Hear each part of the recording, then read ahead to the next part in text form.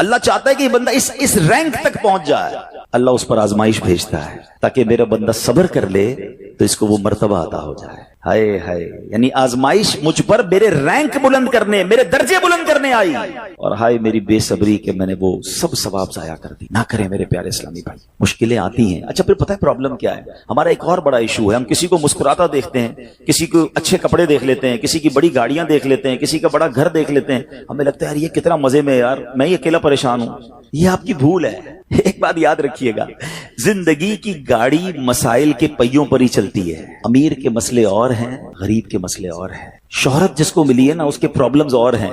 جو غیر معروف ہے اس کے پرابلم اور ہے. زمانے میں ہر کسی کو کچھ نہ کچھ ایشو ضرور ہے. یہ نہ سمجھے کہ یار یہ اتنا مسکرا رہا ہے، کیا پتہ اس مسکراہٹ کے پیچھے کتنے دکھ چھپائے بیٹھا ہے. آپ یقین کریں، بلیو کریں، ایسا نہیں ہے کہ سب لوگ 100% خوشحال ہیں. پرابلم سب کے ساتھ ہوتے ہیں. میں کیا بتاؤں آپ کو، ہمارے پاس تو لوگ دعائیں کروانے آتے ہیں نا، ایسی پرابلم بتاتے ہیں کہ پیروں سے زمین نکل جاتی ہے. بعض اوقات ہم اتنے بڑے گھر میں جاتے ہیں، اس کی گاڑیاں کروڑوں روپے کی کھڑی ہیں، ان سے ملاقات ہوئی، وہ کہتے ہیں حضرت آپ سے الگ سے دعا کروانی ہے. جب وہ بیچارہ اپنا مسئلہ بتاتا ہے نا، ہمیں لگتا ہے یار ہمارا تو غم ہی کچھ نہیں ہے. کتنی بڑی آزمائش سے گزر رہا ہے، کتنی بڑی پرابلم سے گزر رہا ہے. میں آج کی آپ کو مثال دیتا ہوں. ایک ہمارے بہت اچھے بھائی تھے، آج سے کچھ عرصہ پہلے انہوں نے ہمیں ایک ماشاءاللہ پراپرٹی دعوت اسلامی کے لیے، بچیوں کے مدرسے کے لیے دی، اور اس کے چند دنوں بعد ان کا وصال ہو گیا. ان کو بیچاروں کو کینسر تھا. میں ان کے گھر پہ دعا کرنے گیا. ان کے بیٹے نے مجھ سے جب گلے لگانا تو بیٹا رونے لگا. اچھا میں سمجھا کہ بیچارہ اپنے والد کو یاد کر کے رو رہا ہے، ظاہر ہے 16 دن پہلے انتقال ہوا. اندر گئے، دعا کی. اس کے بعد میرے کان میں کہتا ہے کہ عبدالحبیب بھائی اس وقت میری زوجہ ہاسپٹل میں ہے. میں نے کہا کیا ہو گیا؟ کہ میری وائف کو بلڈ کینسر ہو گیا ہے. والد کا کینسر میں انتقال ہوا ہے.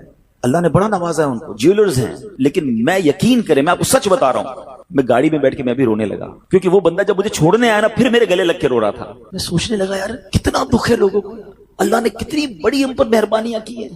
اگر مجھے کوئی بڑی بیماری نہیں ہے، میرے بچے میرے ساتھ ہیں، میری فیملی میرے ساتھ ہے، نہیں چاہیے یار دنیا کے سارے اللہ تللے نہ ملے اتنی ساری لگژریز، صحت سے بڑھ کے کچھ نہیں ہے، مگر ہمیں اس کی قدر ہی نہیں ہے، ہمیں اس کی کوئی اہمیت کا اندازہ ہی نہیں. پوچھو ان سے، کروڑوں روپے ہیں مگر علاج نہیں ہو پا رہا، ڈاکٹر بعض اوقات مایوس کر دیتے ہیں. کتنا تکلیف میں ہیں لوگ، اور ہم ہیں کہ چھوٹی چھوٹی باتوں پر بے صبری. صبر تو کریں، اللہ کی رضا پر راضی تو رہیں. میں نے آپ کو خاندان نبوت کا واقعہ سنایا. ارے کھانے کو کچھ نہیں ہے، کاش یہ بات ہمیں سمجھ آ جائے اور ہم ہر حال میں اللہ کا شکر ادا کرنے والے بن جائیں. اور ایک اور میں آپ کو بات بتاؤں، ہم جو دنیا والوں کو بتاتے ہیں نا، ہوتا کچھ نہیں ہے اس سے. مت بتایا کرو دنیا والوں کو، صحیح بتاتا ہوں، مت بتایا کرو. اپنے غم مت بتایا کرو، ثواب بھی چلا جاتا ہے. اور بعض اوقات یہ دنیا والے نا ہمارا مذاق بھی اڑاتے ہیں. ہم جب کسی کو اپنا پرابلم بتاتے ہیں نا، ہمارے سامنے تو بڑے اچھے بنتے ہیں کہ اچھا ٹھیک ہے میں کرتا ہوں کچھ. بعد میں جا کے دنیا میں باتیں کرتے ہیں، آیا تھا میرے پاس ہے، اس کا یہ مسئلہ ہے، ہاں باتیں بڑی کرتا ہے، بڑی پرابلم میں ہے. کیوں بتاؤں میں دنیا والوں کو؟ نعت کا شعر ہے نا، کسی کا احسان کیوں اٹھائیں، کسی کو حالات کیوں بتائیں. کیوں بتاؤں میں دنیا والوں کو مجھے کیا غم ہے نا. میرے آقا سلامت رہے ہیں، اللہ کے حبیب علیہ الصلوۃ والسلام ہیں، اور رب عز و جل کی بارگاہ ہے، میں ادھر عرض کروں نا. کسی کا احسان کیوں اٹھائیں، کسی کو حالات کیوں بتائیں.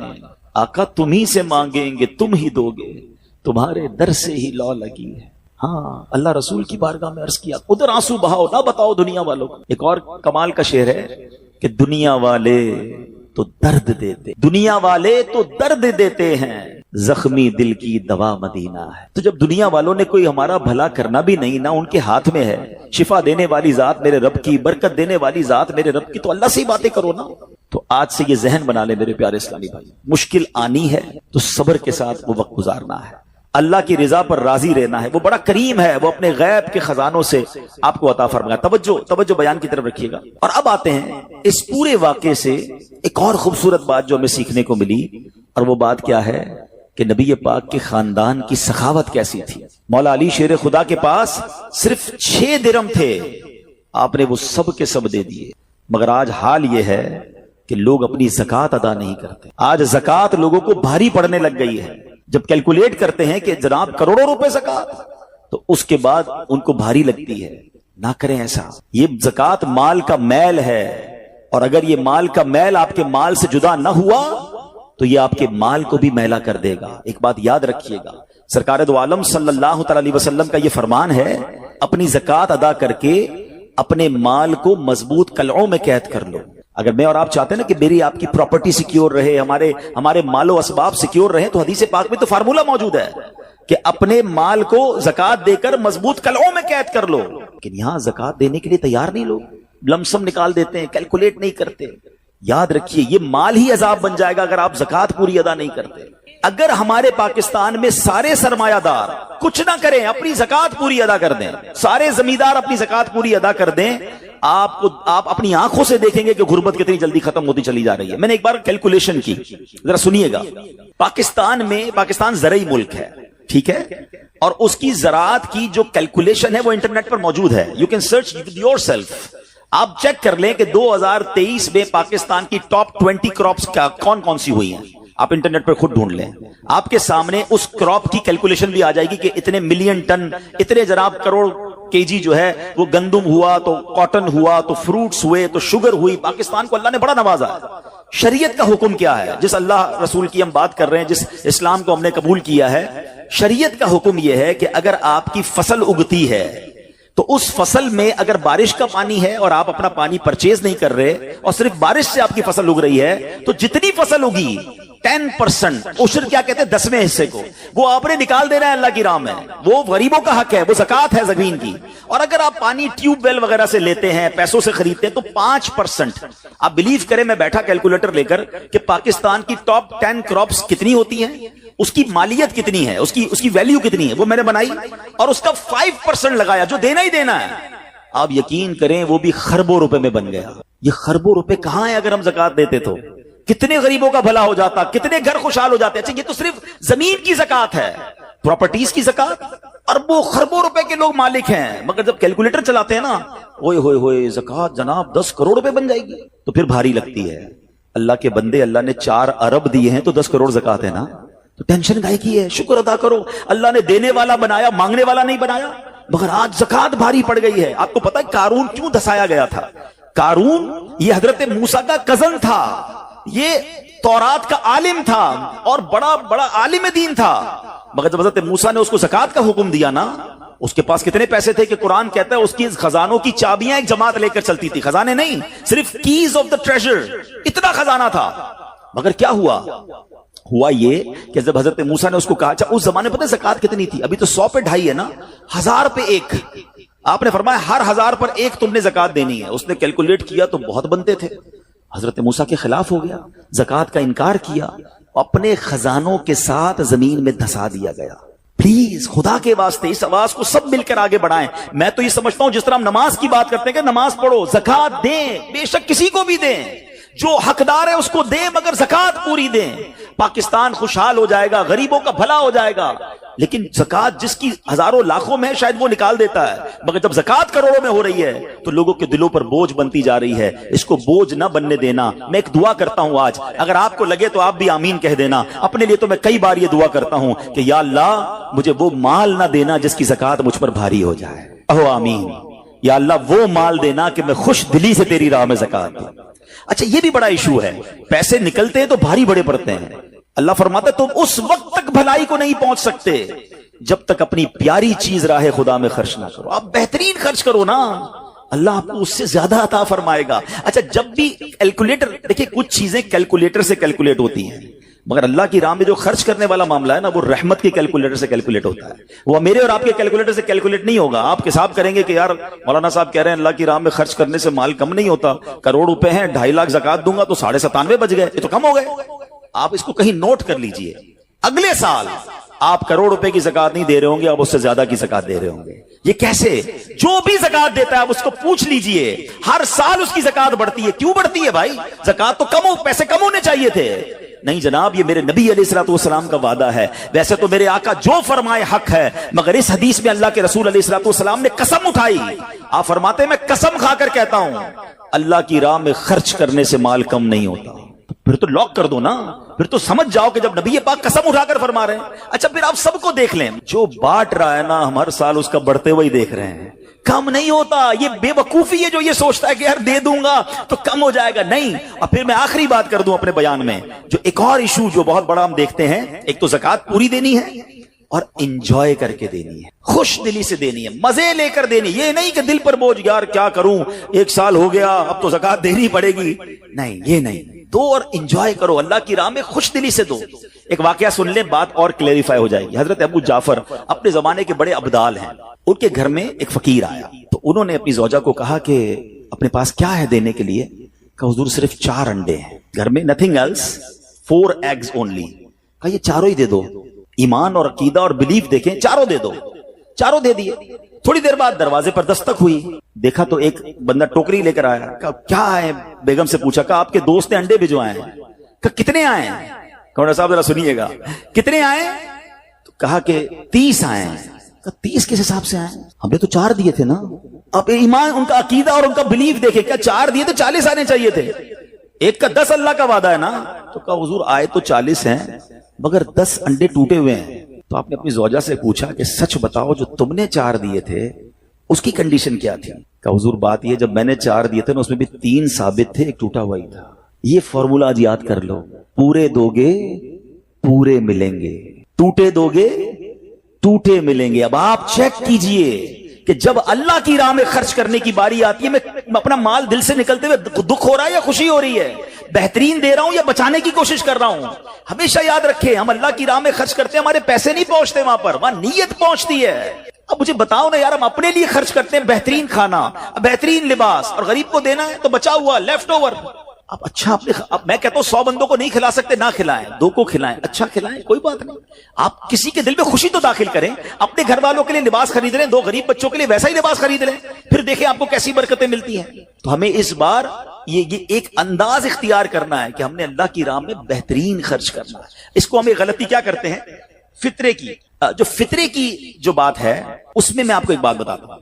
فطرہ حدیث پاک میں 4 قسم کا بیان ہوا ہے, گندم کا, جو کا, کشمش کا اور کھجور کا. ٹھیک ہے, لیکن ہم بچپن سے سن رہے ہیں, جب بھی فطرے کی باری آتی ہے ہم پہلے 50 روپے تھا وہ دے دیا, 100 دے دیا, 200 دے دیا, 300 دے دیا. ہمیں یہ پوری حدیث یا تو ہم نے پڑھی نہیں تھی یا ہمارے ذہن میں نہیں تھی, مگر حدیث پاک میں 4 قسم کا فطرہ بیان ہوا ہے. غریب آدمی گندم کا فطرہ دے دے کوئی بات نہیں, مگر جو روزانہ بہترین افطاری کر رہا ہے, بہترین کھانے کھا رہا ہے, سچ بتاؤ اس کو کون سا فطرہ دینا چاہیے؟ میری افطاری روز اجوا کھجور سے ہے اور عید والے دن میں گندم کا فطرہ دے آتا ہوں. ہمیشہ یاد رکھے, اچھا خرچ کرے نا. اس بار فطرہ جس کو اللہ نے جیسا نوازا ہے, غریب آدمی کے لیے بات نہیں کر رہا, جس کو نوازا ہے رب نے. کیا ہم کبھی ایسا کرتے ہیں کہ عید کی شاپنگ کے لیے جائیں, دکاندار سے کہیں کہ یار جو کپڑا سب سے سستا ہے وہ نکال دو, سب سے سستے جوتے نکال دو, میں نے عید پڑھنی ہے. بہترین چاہیے, اپنے لیے بہترین لینا ہے, اللہ کی راہ میں لوئسٹ والا فطرہ دینا ہے. خود غور کریں, خرچ کیجئے گا, دل سے کریں, اللہ اور نوازے گا. اور یہ تو وقت ہے لوگوں کو بانٹنے کا, یہ وقت ہے مسلمان بھائیوں کا ہاتھ پکڑنے کا, غریبوں کی مدد کرنے کا. کسی کی افطاری اچھی کر دیں, کسی کی سحری اچھی کر دیں, کسی کو لباس دے کر اس کی عید اچھی کر دیں. نہ جانے کس کی دعا کے صدقے آپ کا بیڑا پار ہو جائے گا. تو اے میرے پیارے اسلامی بھائیوں, جو میں نے مولا علی شیر خدا کرم اللہ تعالی وجہ الکریم اور ان کے خاندان کا واقعہ سنایا, اس میں میسج ہی یہ تھا کہ سخاوت اس کو کہتے ہیں. یہ ہے اللہ کی راہ میں خرچ کرنا جو کیسے بلاؤں کو اور بیماریوں کو دور کرتا ہے. مگر آج حال یہ ہے, یقین جانے دکھ ہوتا ہے جب ہم ملتے ہیں لوگوں سے, ان کی ویلتھ پتا ہوتی ہے مگر زکات پوری دینے کے لیے کوئی تیار نہیں ہے. خدا رسول کے واسطے آپ بھی اور یہ پیغام کو عام کریں. میں نہیں کہتا آپ دعوت اسلامی کو دیں, کہ زکات تو پوری دو یار. یہ وہ مال ہے جو آپ مارے جاؤ گے, یہ مال آپ کے لیے عذاب کا باعث بن جائے گا. اور واللہ میں 2-4 دن پہلے ایک بزنس مین کے پاس گیا, بعض اوقات ہمیں بزنس مین بھی سکھا رہے ہوتے ہیں. کیا کمال کی اس نے مجھے بات کہی, وہ کہتے ہیں عبدالحبیب بھائی میرا یہ پیغام ذرا بزنس کمیونٹی تک پہنچائیے گا کہ جو زکات نہیں دیتے نا اور جو خرچ نہیں کرتے, ان کو پتہ ہی نہیں ہے وہ کتنا بڑا لاس کر رہے ہیں. میں نے بانٹنا شروع کیا ہے, میرے مال میں ایسے برکت آئی ہے, میں خود حیران ہوں. میرے سامنے ڈیل ہوتی تھی وہ مجھے نظر نہیں آتی تھی, میں ادھر اللہ کی راہ میں صدقہ کرتا ہوں, ایسا لگتا ہے آنکھوں سے پردہ اٹھتا ہے, میرا کام ہو جاتا ہے. تو ان کو بتائیے آپ اپنا خود نقصان کر رہے ہیں اللہ کی راہ میں خرچ نہ کر کے. تو یہ ڈیوٹی ہے, بچپن سے سنا تھا اسلام کے 5 پلر ہیں, توحید, روزہ, نماز, حج اور زکات. ہم زکات کو تو ایسے اگنور کر بیٹھے ہیں کہ جناب دے دی اپنی مرضی سے, کوئی 5 لاکھ دیتا ہے, کوئی 10 لاکھ دیتا ہے, زکات کس کو جاری ہے یہ بھی نہیں سوچ رہے کہ میری زکات کا یہ مستحق ہے کہ نہیں, میں جس آرگنائزیشن کو دے رہا ہوں اس کے پاس کوئی زکات ادا کرنے کا صحیح فارمولا ہے کہ نہیں, یا میں جس بندے کو دے رہا ہوں وہ زکات کا مستحق ہے کہ نہیں, بس سر سے ایک بوجھ اتارنا ہے, لم سم اماؤنٹ دے دینی ہے. یہ نہیں چلے گا. خدا را یاد رکھیے, زکات پوری کیلکولیٹ کرنا بھی آپ کی ذمہ داری ہے اور صحیح مستحق تک پہنچانا بھی آپ کی ذمہ داری ہے. اور آپ بلیو کریں, جس دن آپ نے یہ کام کر لیا آپ ملٹیپلیکیشن دیکھیں گے, آپ اپنے غم اور اپنی پریشانیاں دور ہوتے ہوئے دیکھیں گے. میں رب کریم سے دعا کرتا ہوں اللہ ہمیں دل کھول کر اپنی راہ میں خرچ کرنے کی توفیق عطا فرمائے. اور پھر سب سے پہلا حق آپ کی زکات کا وہ حق ہے آپ کے اپنے غریب رشتہ داروں کا. اپنے غریب رشتہ داروں کو آپ دیجئے زکات، کیونکہ جو اپنے رشتہ داروں کو زکات دیتا ہے، صدقہ کرتا ہے، اس کو ڈبل ثواب ملتا ہے، ایک صدقہ دینے کا، ایک صلہ رحمی کرنے کا۔ اور پھر آپ کے غریب رشتہ داروں سے بعد زکات بچ جائے تو پھر میری گزارش ہے کہ دعوت اسلام کتنے بڑے پیمانے پر دنیا میں کام کر رہی ہے، تو اپنی زکات کا اپنا حصہ جو ہے اس میں ضرور عطا فرمائیں۔ اللہ کریم ہم سب کا جمع ہونا اپنی بارگاہ میں قبول فرمائے، آمین بجاہ النبی الامین صلی اللہ تعالی علیہ وسلم۔ سورہ کوثر۔ سورہ کوثر کا تعارف، مقام نزول۔ علامہ علی بن محمد خازن رحمت اللہ تعالی علیہ فرماتے ہیں سورہ کوثر جمہور مفسرین کے نزدیک مکیہ ہے اور بعض مفسرین کے نزدیک مدنیہ ہے۔ آیات، کلمات اور حروف کی تعداد، اس سورت میں 1 رکوع، 3 آیتیں، 10 کلمے اور 42 حروف ہیں۔ کوثر نام رکھنے کی وجہ، کوثر سے دنیا اور آخرت کی بے شمار خوبیاں مراد ہیں اور جنت کی ایک نہر کا نام بھی کوثر ہے۔ اس سورت کی پہلی آیت میں یہ لفظ موجود ہے، اس مناسبت سے اسے سورہ کوثر کہتے ہیں۔ سورہ کوثر کے مضامین، اس سورت کا مرکزی مضمون یہ ہے کہ اس میں اللہ تعالیٰ نے اپنے حبیب صلی اللہ تعالی علیہ وآلہ وسلم کی مدحت بیان فرمائی ہے، اور اس میں یہ مضامین بیان ہوئے ہیں۔ نمبر 1، اس کی پہلی آیت میں اللہ تعالیٰ کے اس فضل و احسان کا بیان ہے جو اس نے اپنے حبیب صلی اللہ تعالی علیہ وسلم پر فرمایا۔ نمبر 2، دوسری آیت میں نبی کریم صلی اللہ تعالی علیہ وسلم سے فرمایا گیا کہ اللہ تعالیٰ کے فضل و احسان کے شکریے میں نماز پڑھتے رہیں اور قربانی کریں۔ نمبر 3، تیسری آیت میں فرمایا گیا کہ جو اللہ تعالیٰ کے حبیب صلی اللہ تعالی علیہ وآلہ وسلم کا دشمن ہے وہی ہر خیر سے محروم ہے۔ سورہ ماعون کے ساتھ مناسبت، سورہ کوثر کی اپنے سے ما قبل سورت ماعون کے ساتھ مناسبت یہ ہے کہ سورہ ماعون میں کافروں اور منافقوں کی جو صفات بیان کی گئیں ان کے مقابلے میں سید المرسلین صلی اللہ تعالی علیہ وآلہ وسلم کے اوصاف سورہ کوثر میں بیان کیے گئے۔ بسم اللہ الرحمن الرحیم۔ ترجمہ، اللہ کے نام سے شروع جو نہایت مہربان رحمت والا ہے۔ اِنَّا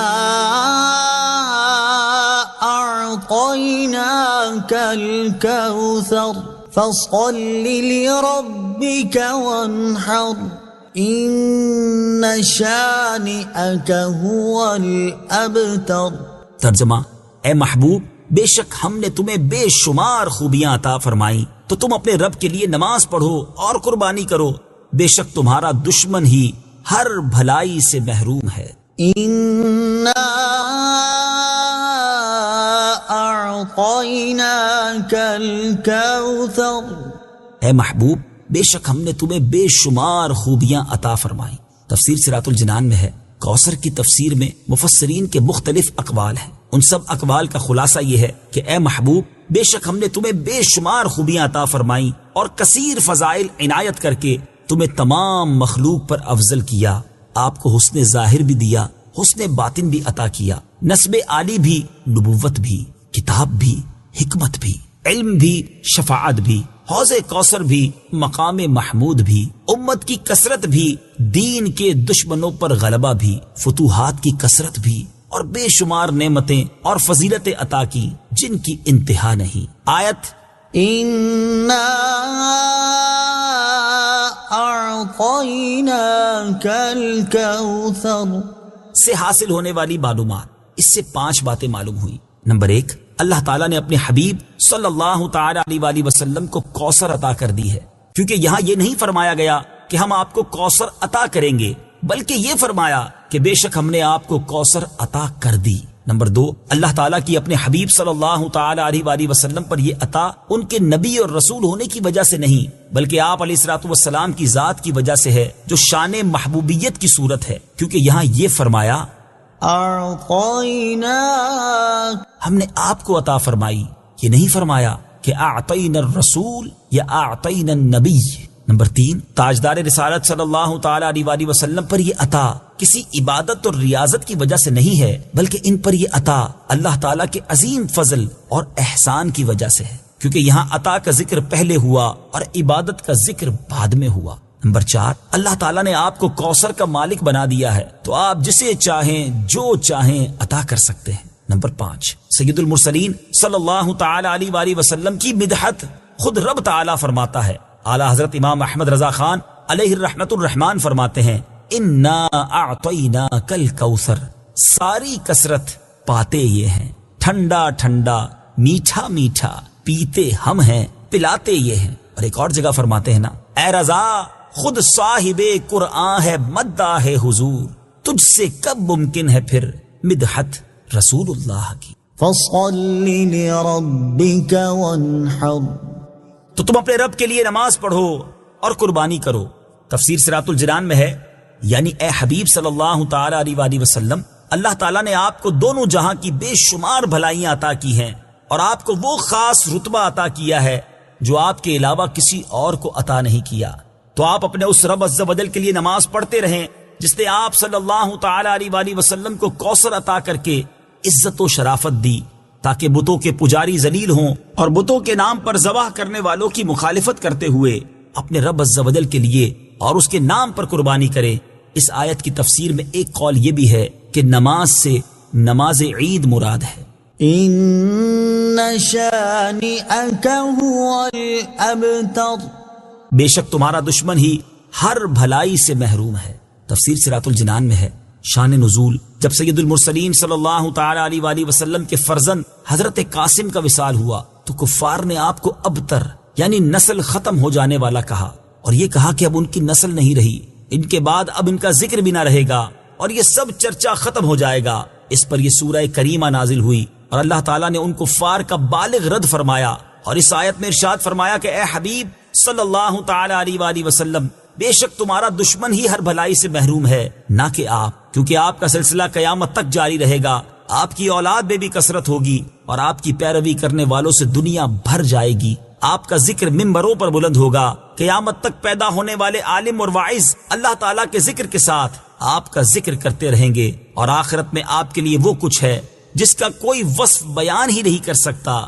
تو جس کی یہ شان ہے وہ ابتر کہاں ہوا، بے نام و نشان اور ہر بھلائی سے محروم تو آپ کے دشمن ہیں۔ اعلیٰ حضرت امام احمد رضا خان رحمت اللہ تعالی علیہ اس سورت کی تفسیر بیان کرتے ہوئے فرماتے ہیں، عاص بن وائل شقی نے جو صاحبزادہ سید المرسلین صلی اللہ تعالی علیہ وآلہ وسلم کے انتقال پرملال پر حضور کو ابتر یعنی نسل بریدہ کہا، حق تعالی نے فرمایا انا اعطیناک الکوثر، بے شک ہم نے تمہیں خیر کثیر عطا فرمائی کہ اولاد سے نام چلنے کو تمہاری رفعت ذکر سے کیا نسبت، کروڑوں صاحب اولاد گزرے جن کا نام تک کوئی نہیں جانتا، اور تمہاری ثنا کا ڈنکا تو قیامت تک اکناف عالم اور اطراف جہاں میں بجے گا، اور تمہارے نام نامی کا خطبہ ہمیشہ ہمیشہ اطباق فلک آفاق زمین میں پڑھا جائے گا۔ پھر اولاد بھی تمہیں وہ نفیس و طیب عطا ہوگی جن کی بقا سے بقائے عالم مربوط رہے گی۔ اس کے سوا تمام مسلمان تمہارے بال بچے ہیں، اور تم سب مہربان ان کے لیے کوئی نہیں، بلکہ حقیقت کار کو نظر کیجئے تو تمام عالم تمہاری اولاد مانوی ہے کہ تم نہ ہوتے تو کچھ بھی نہ ہوتا، اور تمہارے ہی نور سے سب کی آفرینش ہوئی۔ اسی لیے جب ابو البشر آدم تمہیں یاد کرتے تو یوں کہتے، یا ابنی صورتن و ابا یا معنن، اے ظاہر میں میرے بیٹے اور حقیقت میں میرے باپ۔ پھر آخرت میں جو تمہیں